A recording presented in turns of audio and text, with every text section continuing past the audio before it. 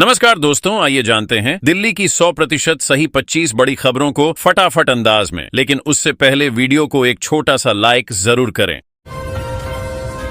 दिल्ली में फिर पकड़े गए 17 अवैध बांग्लादेशी। वसंत कुंज दक्षिण थाना क्षेत्र में सत्यापन अभियान के दौरान पुलिस ने 17 अवैध बांग्लादेशी नागरिकों को पकड़ा है, जिनमें एक नवजात भी शामिल है। ये सभी जंगलों के रास्ते भारत में घुसे थे और लंबे समय से दिल्ली में रह रहे थे। पुलिस ने इन्हें FRRO के सामने पेश किया है। इससे पहले 12 जून को भी 16 बांग्लादेशी पकड़े गए थे। पूछताछ में इन्होंने अवैध प्रवेश की पुष्टि की, जिसके बाद इन्हें हिरासत में लिया गया। दिल्ली में अब पर्यटन को मिलेगा बढ़ावा। दिल्ली सरकार पर्यटन को प्रोत्साहित करने के लिए जुलाई के पहले सप्ताह में एक वैश्विक शिखर सम्मेलन आयोजित करेगी। पर्यटन विभाग इसकी मेजबानी करेगा। इसमें पर्यटन उद्योग से जुड़ी विभिन्न फर्मों को आमंत्रित किया जाएगा ताकि वे विचार साझा कर सकें। एक अधिकारी ने बताया कि इस सम्मेलन से दिल्ली में पर्यटन को नई दिशा मिलेगी और पर्यटन से जुड़ी योजनाएं और सहयोग को मजबूती मिलेगी।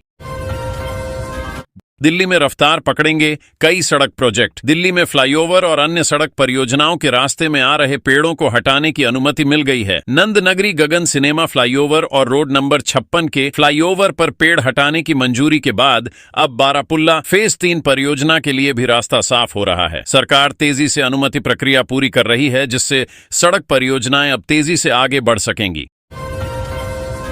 दिल्ली के कनॉट प्लेस में खुलेगा देश का पहला खादी मॉल। देश का पहला खादी मॉल दिल्ली के कनॉट प्लेस में खुलने जा रहा है। इसमें आधुनिक तकनीक और आर्टिफिशियल इंटेलिजेंस का इस्तेमाल कर ग्राहकों की पसंद और सुविधा का विशेष ध्यान रखा जाएगा। प्रधानमंत्री मोदी के कार्यकाल में खादी को नया रूप दिया जा रहा है और यह मॉल उसी दिशा में एक बड़ा कदम होगा, जिसमें परिधान, उत्पाद और डिजाइन को आधुनिक अंदाज में प्रस्तुत किया जाएगा।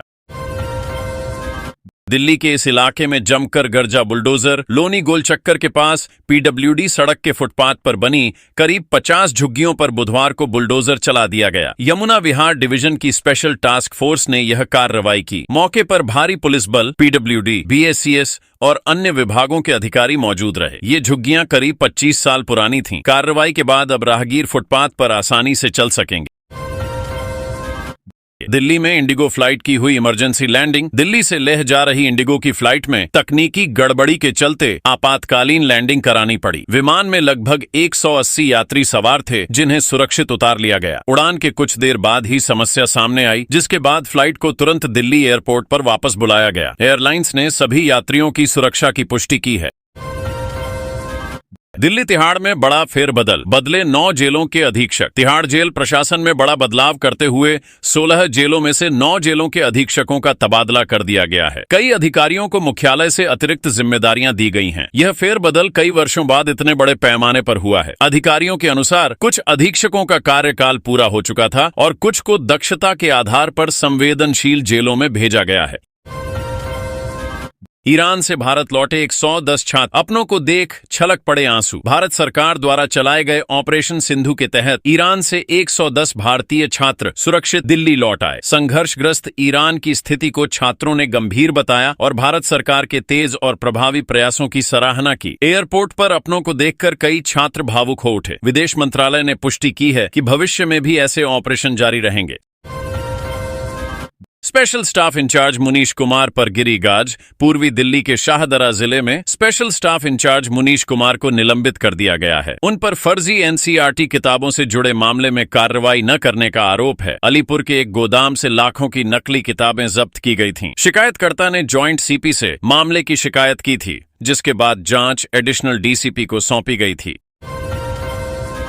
टैंकरों में लगे GPS भी फेल। धड़ल्ले से हो रहा पानी चोरी। दिल्ली के कई इलाकों में गर्मी में जल संकट गहराया हुआ है। नई दिल्ली, दक्षिणी और बाहरी दिल्ली के क्षेत्रों में लोग जल बोर्ड के टैंकरों पर निर्भर हैं, लेकिन टैंकरों में लगे GPS सिस्टम भी फेल हो रहे हैं, जिससे टैंकर अपनी तय रूट से भटक रहे हैं। इसका नतीजा यह है कि लोगों को समय पर पानी नहीं मिल पा रहा। ऐसे में टैंकरों से पानी चोरी की भी आशंका जताई जा रही है।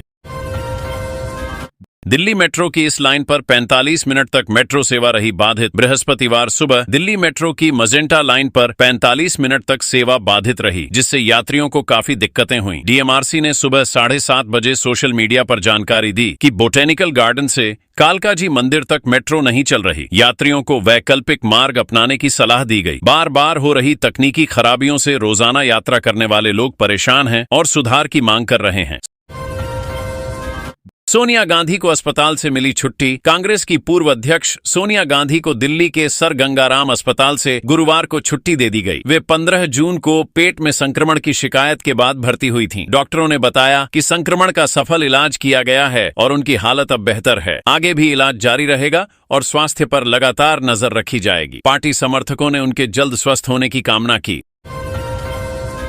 चोरी के 30 से अधिक मामलों में शामिल ठग ठग गिरोह के 2 बदमाश गिरफ्तार। दक्षिण पश्चिम जिले की एटीएस टीम ने ठग ठग गैंग के 2 शातिर बदमाशों को गिरफ्तार किया है। मेरठ निवासी शोएब कुरैशी और उमर दराज के पास से चोरी का मोबाइल, पिस्टल और कारतूस बरामद किए गए हैं। ये दोनों दिल्ली एनसीआर में वाहन रोककर चोरी की वारदातों को अंजाम देते थे। पुलिस के अनुसार ये 30 से ज्यादा मामलों में शामिल रह चुके हैं। अब इनसे अन्य मामलों में पूछताछ जारी है।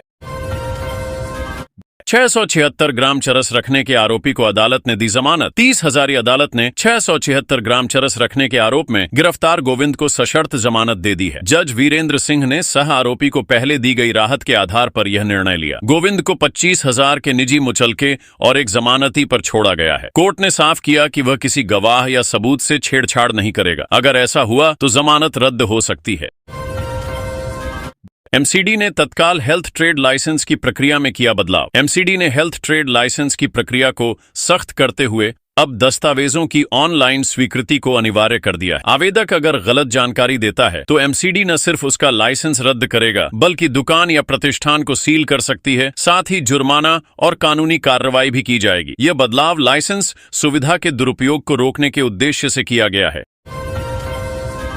6 साल से पानी समस्याओं से जूझ रहे राजधानी के लोग पटपड़गंज औद्योगिक क्षेत्र में 6 साल से पानी और सीवर की समस्या बनी हुई है। अधूरी पड़ी पाइपलाइन और पंपिंग स्टेशन की वजह से उद्योगों तक पानी नहीं पहुंच रहा। सीवर लाइन का काम तो शुरू भी नहीं हुआ। बार बार योजनाएं शुरू होकर रुक जाती हैं। अब उद्यमी इस मुद्दे को जल मंत्री प्रवेश वर्मा के सामने रखने जा रहे हैं ताकि समाधान मिल सके। दिल की दुर्लभ बीमारी से जूझ रहे बच्चे को मिली नई जिंदगी। दिल्ली के बीएलके मैक्स अस्पताल में डॉक्टरों ने 6 साल के अयांश की जान बचाई, जिसे दिल की दुर्लभ जन्मजात बीमारी थी। उसके दिल में केवल एक ही चैम्बर था, जो बेहद असामान्य स्थिति है। डॉक्टरों ने जटिल सर्जरी कर उसे नया जीवन दिया। यह मामला मेडिकल साइंस की एक बड़ी उपलब्धि माना जा रहा है। अयांश अब धीरे धीरे सामान्य जीवन की ओर लौट रहा है। दिल्ली से बिहार, मुंबई समेत कई राज्यों के लिए चलेंगी स्पेशल ट्रेनें। नई दिल्ली रेलवे स्टेशन की भीड़ कम करने के लिए पुरुषोत्तम एक्सप्रेस समेत 6 ट्रेनों के टर्मिनल बदले जाएंगे। अब ये ट्रेनें आनंद विहार, पुरानी दिल्ली और हजरत निजामुद्दीन से चलाई जाएंगी। यह बदलाव 20 अगस्त तक लागू होगा। इससे नई दिल्ली स्टेशन पर यात्री सुविधा बेहतर होगी और प्लेटफॉर्म की भीड़ भी कम होगी। रेलवे बोर्ड से अनुमति मिलने के बाद दिल्ली मंडल ने तैयारी शुरू कर दी है। पाकिस्तान का बजट भारत के कचरा बाजार के बराबर। केंद्रीय मंत्री गिरिराज सिंह ने प्लास्टिक कचरे की गंभीरता पर बोलते हुए कहा कि आने वाले वर्षों में भारत में इसका बाजार $50 अरब तक पहुंच सकता है, जो पाकिस्तान के सालाना बजट से भी बड़ा है। उन्होंने कहा कि सिंथेटिक कचरे की रिसाइकलिंग पर खास ध्यान देने की जरूरत है। भारत को कचरे से संसाधन बनाने की दिशा में तेजी से काम करना होगा।